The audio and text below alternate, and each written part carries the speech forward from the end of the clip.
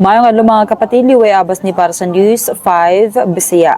Nagmeeting ang Senado ni adtong niaging semana bahin sa impeachment kontra kang Vice President Sara Duterte. Sumala kini kang Senate President Tito Soto. Naghatag kunog heads up si Soto sa mga kauban niya sa Senado sa posibilidad sa pagdawat sa articles of impeachment gikan sa Kamara. Dugang pa ni Soto, gipaubos ni sa legal crash program sa Rules of Court nga uyon sa Rules of Impeachment sa Senado. Samtang gingon ni Lanao del Sur Representative Zia Alonto Adyong nga target sa House Committee on Justice nga humnon ang impeachment hearing batok kang VP Sara sa April 29. Posible sad kuno nga ipasa ang committee report sa plenaryo sa pagbadayon sa sesyon sa May 4. Mga salamang kinatong balita, magpadayon na sa pabantay sa social media page sa News 5 para sa mga balita ug update.